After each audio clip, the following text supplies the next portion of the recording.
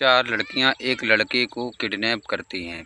प्यार के जाल में फंसा करके उसको किडनैप करती हैं और किडनैप करने के बाद उनसे लगातार 72 घंटे तक उसका शोषण करती हैं और शोषण करने के बाद उसकी किडनैपिंग के लिए उसके फैमिली में फ़ोन करके 15 लाख रुपए की डिमांड रखती हैं। तो क्या है इस कहानी के पूरा सच, आइए जानते हैं। नमस्कार दोस्तों, मेरा नाम है अतुल और आप देख रहे हैं क्राइम।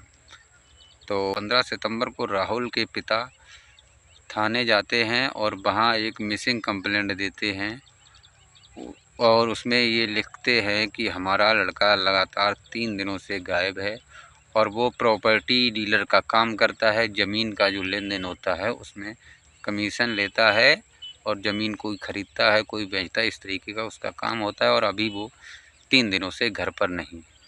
चिलमगंज थाने में जब ये एप्लीकेशन लेकर के एफआईआर दर्ज कर ली जाती है और राहुल के पिता को घर पर वापस भेज दिया जाता है।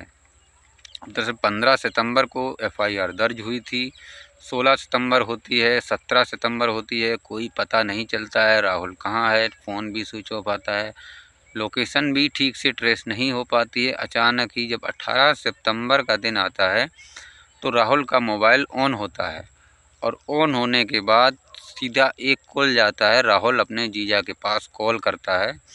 उस कॉल में बताता है कि आप जो है हमारे घर पे जाइए और वहाँ से 15 लाख रुपए लेकर के आइए और हम जो जगहें आपको बताते हैं वहाँ पर चुपके से लेकर के आ जाइए। अब वो थोड़े हैरान भी हो जाते हैं, सोचते हैं किसी न किसी को तो बताना पड़ेगा। तो वो राहुल के फैमिली वालों को ये पूरी बात बताते हैं। उसके बाद राहुल के फैमिली वाले जहाँ चिलमगंज थाने में जो मिसिंग कंप्लेंट दर्ज कराए थे वहाँ एसएचओ को जाकर के सारी घटना बताते हैं। तो वहाँ के एसएचओ कहते हैं आप बिल्कुल चिंता मत कीजिए, हम अपने तरीके से इसको हैंडल कर लेंगे। फिर वो तैयारी बनाते हैं, जहाँ की लोकेशन बताई थी वहीं पास में ही चिलमगंज थाने के पास में ही एक गांव होता है, तुलाहोटा गांव होता है। उस तुलाहोटा गांव से करीब 100 मीटर दूर पर एक जगह खेत होता है, वहाँ की लोकेशन बताई जाती है। तो जाते हैं पैसे देने के लिए। राहुल के जीजा जो होते हैं वो पैसे लेकर के जाते हैं और उनके साथ पुलिस की टीम भी जाती है। जैसे ही इनके बीच में दूरी बचती है करीब 100 मीटर की, तो इन चारों लड़कियों की नज़र पड़ती है कि इनके साथ पुलिस भी है।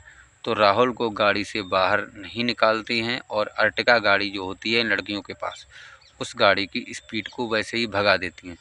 भगाते भगाते पुलिस की गाड़ी पीछे पड़ जाती है और लड़कियों की गाड़ी राहुल को किडनैप करके आगे आगे भाग रही थी। पुलिस के पास महिंद्रा की गाड़ी होती है और लड़कियों के पास अर्टिगा होती है। हालांकि अर्टिगा की स्पीड महिंद्रा से ज़्यादा होती है, लेकिन फिर भी वो तो अनाप शनाप भगा रहे। तो आगे जा कर के अर्टिगा गाड़ी जो है एक जगह पलट जाती है। वहाँ पर पुलिस पहुँचती है, इन लोगों को अपने कस्टडी में लेकर के गिरफ्तार कर लेती है। चारों लड़कियों को और राहुल को भी थाने लेकर के जाती है। थाने लेकर के जाने के बाद जब कड़ी और सख्ती से पूछताछ करती है तब ये लड़कियां अपनी सच्चाई की कहानी उगलना शुरू कर देती हैं।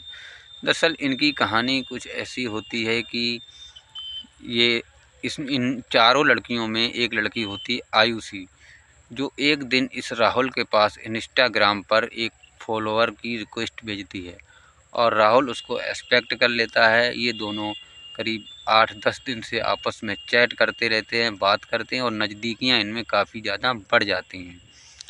नज़दीकियाँ जब बढ़ती हैं, काफ़ी बातचीत होती है, तो आयुषी कहती है कि मेरी एक गजन फ्रेंड है कीर्ति, क्या आप उसको एक प्लॉट दिलवा देंगे? तो राहुल कहता है बिल्कुल दिलवा देंगे, हम तो उसमें प्रॉपर्टी डीलर का काम करते हैं।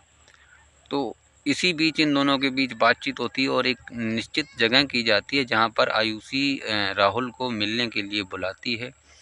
वहाँ पर स्विफ्ट गाड़ी से ये चारों लड़कियाँ आती हैं और राहुल भी आता है। उनके बीच आपस में बातचीत होती है। आयुषी जो थी इसके साथ पहले से जुड़ी हुई थी, तो वो गाड़ी के अंदर बैठ जाती है, राहुल भी बैठ जाता है।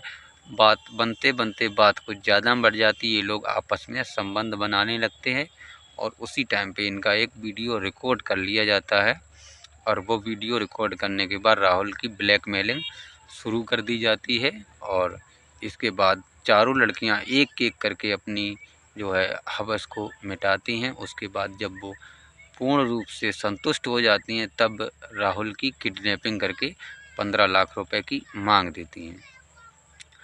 और इसी के साथ चिलमगंज थाने ने जो है इन चारों लड़कियों के खिलाफ मुकदमा दर्ज करके इनको जेल भेज दिया है। राहुल को उसके घर पर सुरक्षित कर दिया है।